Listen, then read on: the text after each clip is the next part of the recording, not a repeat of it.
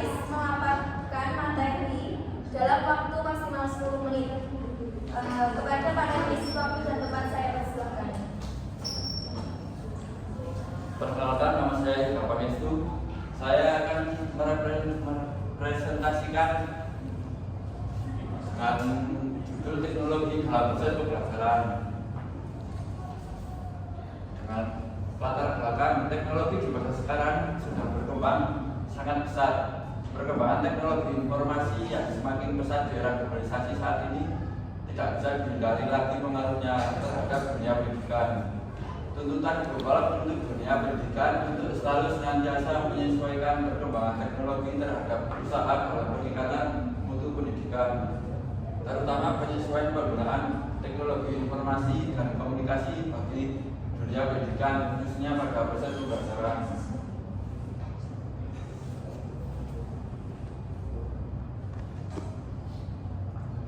Dalam materi kali ini rumusan masalahnya terdapat 3, yaitu nomor 1, peran teknologi. Apa peran teknologi dalam proses pembelajaran di sekolah? Yang kedua, dampak positif. Apa dampak positif teknologi pendidikan dalam proses pembelajaran? Dan yang terakhir adalah apa dampak negatif teknologi pendidikan dalam proses pembelajaran?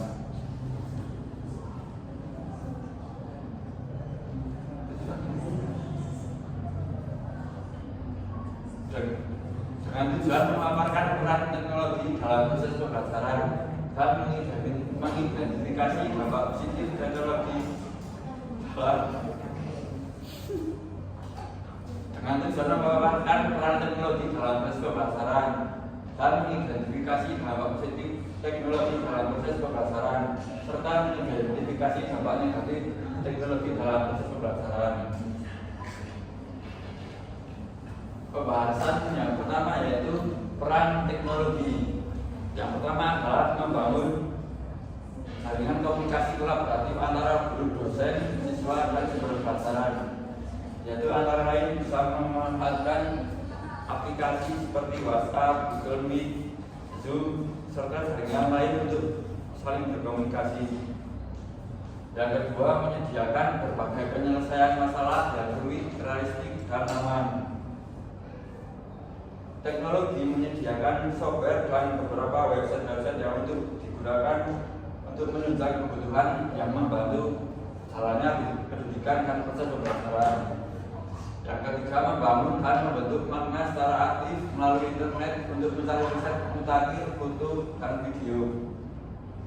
Ini membantu siswa untuk tidak hanya belajar secara mengawang-awang atau melihat dengan bayangan, tapi juga bisa melihat foto atau video pembelajarannya secara jelas.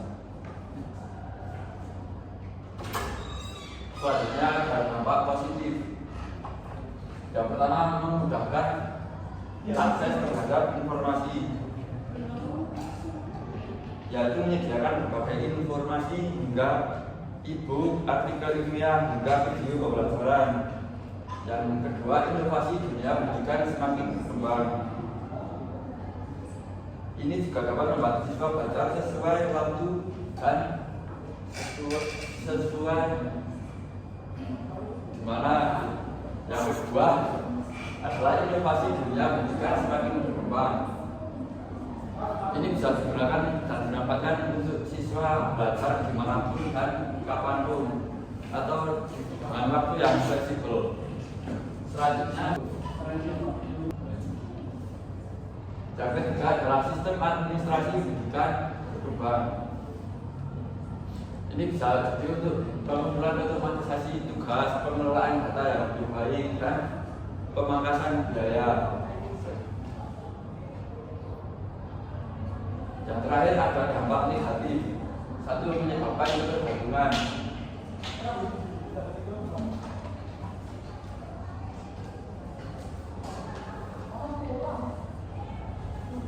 Yang terakhir ada dampak negatif. Yang nomor 1, menyebabkan ketergantungan. Ini bisa siswa bisa sangat kecanduan dengan internet sehingga bisa menurunkan pola pikir kritis. Yang kedua, meningkatkan potensi kecurangan, yang dimana siswa bisa sangat mudah untuk melakukan plagiarisme dengan cara menyalin dari internet langsung menempelkan pada tugas yang ingin diselesaikan. Yang terakhir, mengurangi interaksi sosial.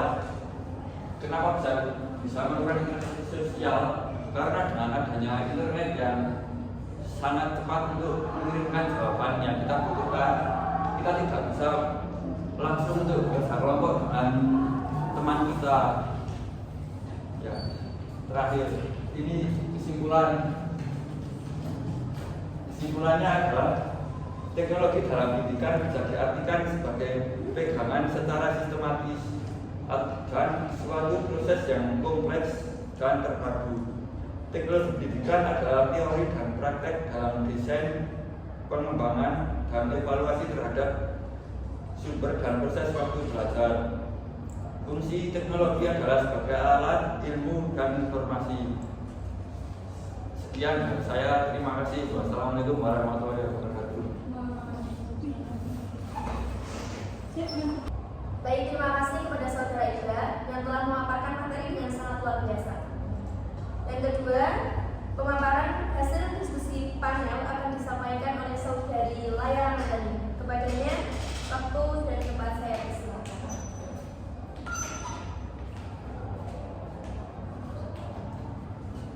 Baik, terima kasih kepada moderator yang telah memberikan waktu kepada saya.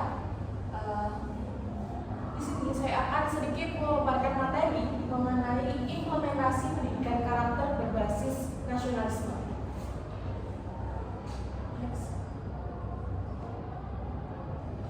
Untuk yang pertama yaitu bagian dari pendahuluan. Nah, pengajaran di Indonesia ini cenderung lebih menekankan pada aspek intelektual seperti membaca, menulis, dan berhitung. Sementara proses pembentukan karakter kebangsaan seringkali kurang diperhatikan secara maksimal.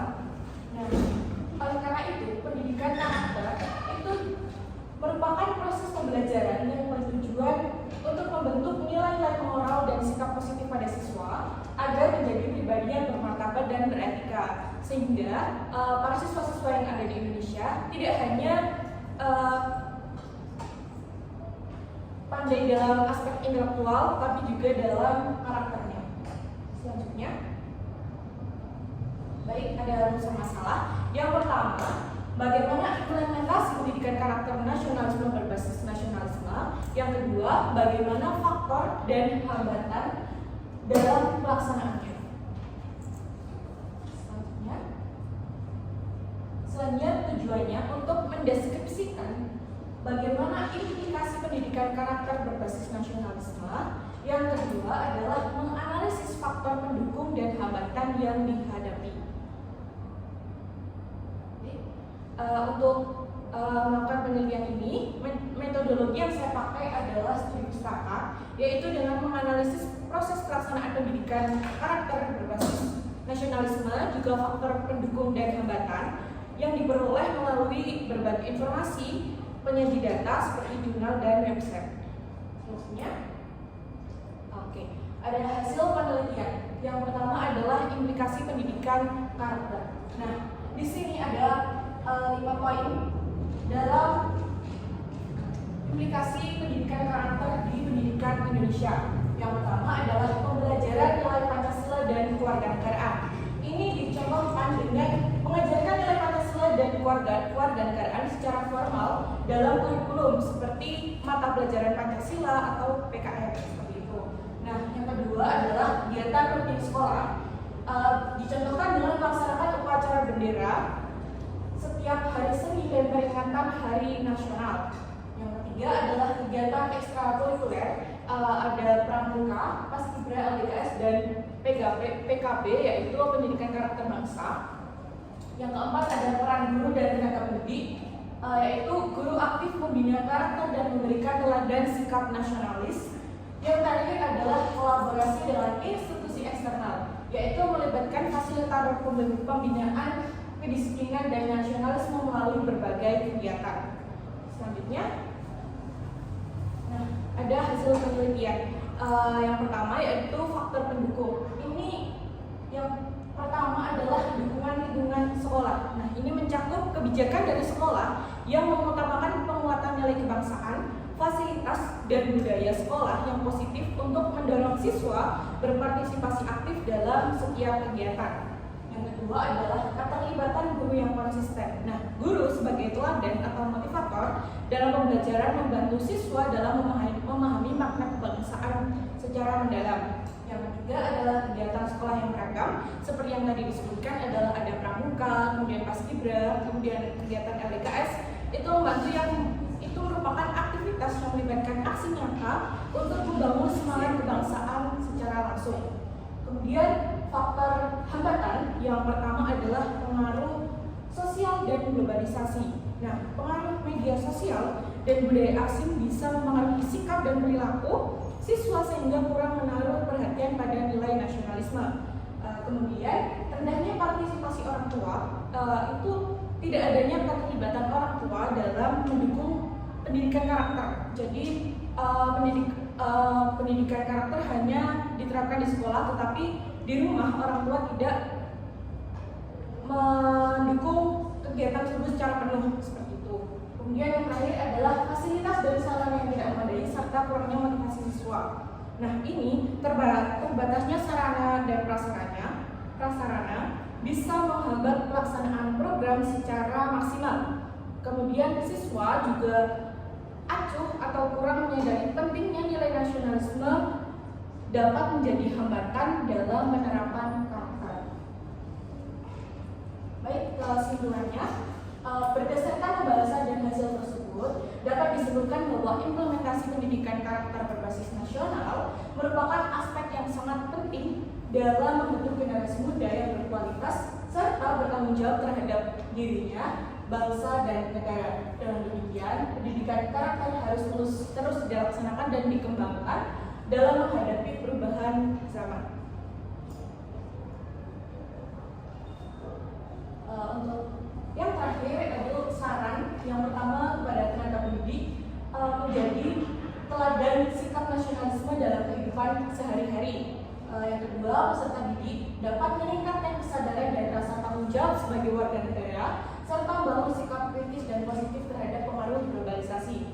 Yang terakhir, saran untuk masyarakat yaitu mendorong keterlibatan orang tua dan siswa secara aktif dalam pembiasaan di rumah dan memberikan dukungan penuh terhadap pelaksanaan program pendidikan karakter berbasis nasionalisme. Baik, sekian pemaparan materi dari saya. Mohon maaf apabila ada kesalahan. Terima kasih. Wassalamualaikum warahmatullahi wabarakatuh.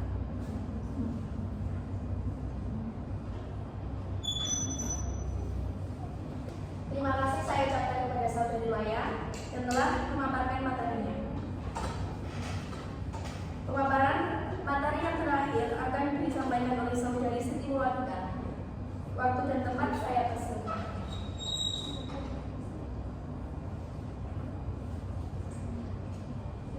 Terima kasih kepada moderator yang telah memberikan waktunya kepada saya. Di sini saya akan memaparkan materi mengenai dampak penggunaan gadget terhadap konsentrasi belajar siswa. Selanjutnya ada pendahuluan, yaitu adalah perkembangan teknologi membawa pengaruh besar pada pendidikan, terutama melalui penggunaan gadget. Gadget memudahkan siswa untuk belajar mencari informasi. Namun jika digunakan secara berlebihan, gadget dapat menurunkan konsentrasi belajar. Banyak siswa yang hanya fokus pada hiburan dalam gadget. Nah, penting untuk mengetahui sejauh mana penggunaan gadget mempengaruhi konsentrasi belajar siswa. Selanjutnya ada rumusan masalah. Yang pertama adalah bagaimana penggunaan gadget di kalangan siswa saat ini. Yang kedua adalah apa dampak positif dan negatif penggunaan gadget. Yang ketiga adalah faktor-faktor apa saja yang mempengaruhi turunnya konsentrasi belajar siswa akibat penggunaan gadget. Dan yang keempat, bagaimana upaya mengatasinya. Selanjutnya ada tujuan. Yang pertama untuk mengetahui tingkat penggunaan gadget di kalangan siswa. Yang kedua untuk mengidentifikasi dampak positif dan negatif terhadap konsentrasi belajar siswa. Dan yang ketiga untuk mengetahui faktor-faktor apa saja yang mempengaruhi turunnya konsentrasi belajar siswa. Dan yang terakhir ada untuk mengetahui upaya mengatasi dampak negatif dari penggunaan gadget agar tidak mengganggu konsentrasi belajar siswa. Saya dari metodologi penelitian. Di sini saya menggunakan studi data-data yang saya peroleh di sini melalui makalah, artikel maupun jurnal. Oke, yang pertama ada tingkat penggunaan gadget pada siswa. Pada era digital, gadget telah menjadi kebutuhan pokok bagi siswa. Kenapa menjadi kebutuhan pokok? Ini karena dari pagi, dari kita bangun tidur sampai kita mau tidur lagi, itu kita pasti menggunakan gadget. Entah itu mau mencari informasi, belajar, ataupun hanya menonton video saja. Jadi gadget itu memiliki manfaat yang besar bagi kita sebagai mahasiswa ataupun siswa. Namun penggunaan gadget yang berlebihan juga dapat berdampak negatif terhadap kesehatan dan menurunkan konsentrasi belajar siswa. Meskipun memiliki banyak manfaat dalam pendidikan. Next. Yang kalian dapat positif di sini yang pertama ada meningkatkan akses informasi dan pembelajaran. Jadi karena gadget semakin berkembang, kita dapat memperoleh informasi dengan cepat dan di mana saja. Selanjutnya yang kedua ada mempermudah komunikasi dan kolaborasi. Jadi melalui gadget kita dapat berkomunikasi dengan keluarga, teman yang berbeda daerah, berbeda suku, bahkan sampai berbeda negara. Yang kedua ada kolaborasi. Jadi kita dapat menuangkan ide ataupun kita bisa bekerja kelompok di mana saja walaupun tidak bertemu secara langsung. Yang ketiga ada mengembangkan kreativitas dan keterampilan digital.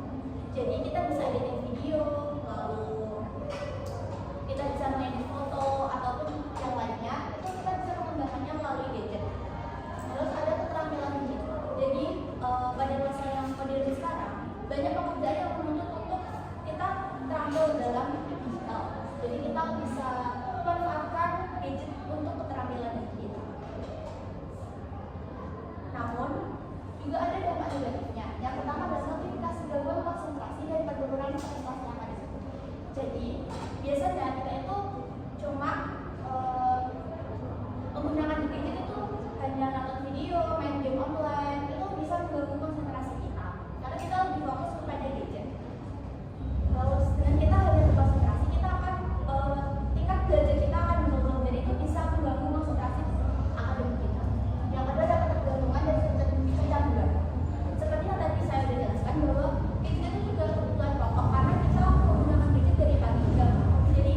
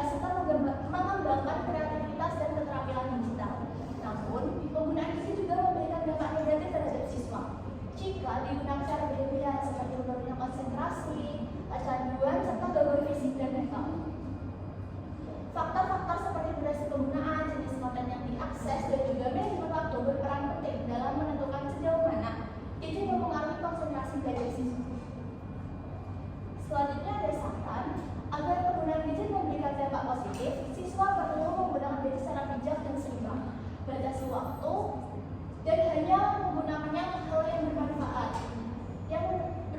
untuk mendukung proses pembelajaran. Siswa juga perlu interaksi sosial secara langsung agar tidak bergantung pada gadget. Selain itu, manajemen waktu yang baik dan pengawasan dari orang tua atau guru sangat penting untuk menjaga keseimbangan antara belajar dan menggunakan gadget sebagai sarana hiburan.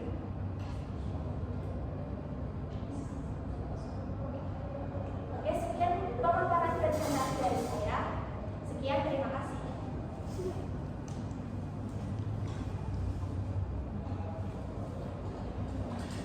Baik, terima kasih atas pemaparan materinya.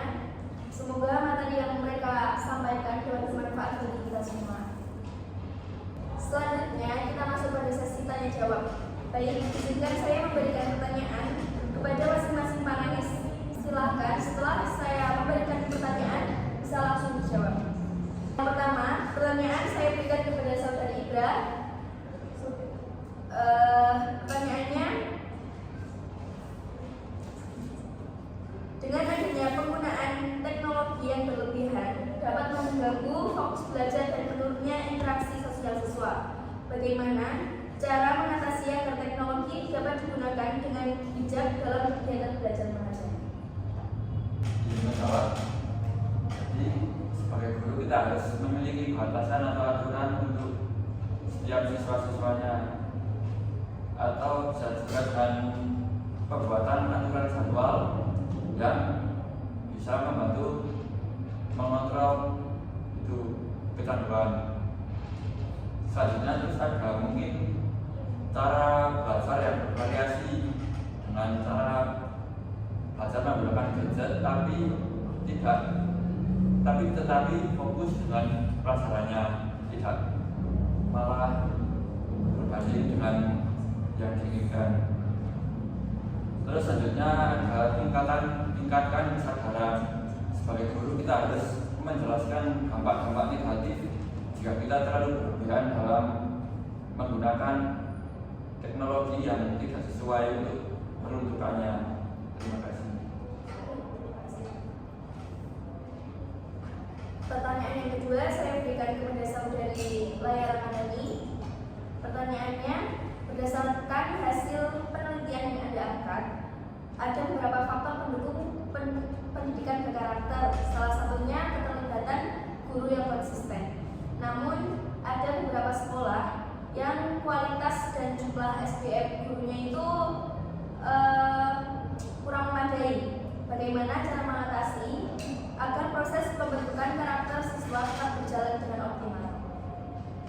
Baik, terima kasih atas pertanyaannya. Kurangnya guru dan juga SDM tenaga kependidikan kepada tiap sekolah itu pasti berbeda.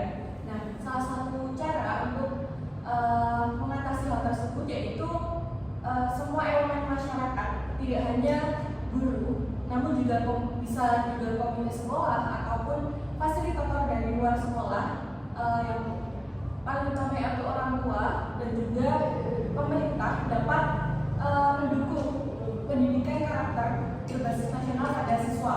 Juga bisa dapat melakukan kolaborasi antar sekolah. Jadi sekolah yang memiliki tenaga pendidikan atau SDM yang kurang bisa tertutup dengan sekolah yang memiliki SDM yang cukup seperti itu. Jadi kolaborasi antar keduanya dapat meningkatkan siswa yang tidak hanya pandai dalam hard skill namun juga soft skill. Terima kasih. Yang terakhir, pertanyaan saya berikan kepada saudari Siti Murwadita. Pertanyaannya, penggunaan gadget tanpa pengawasan dapat memudahkan siswa untuk mengakses konten yang tidak sesuai dengan usianya, seperti situs atau tayangan yang berbau pornografi. Nah, bagaimana upaya untuk mengatasi agar siswa bisa menggunakan gadget secara bijak dan bertanggung jawab? Oke, terima kasih atas pertanyaannya. Izin menjawab. Jadi untuk mendukung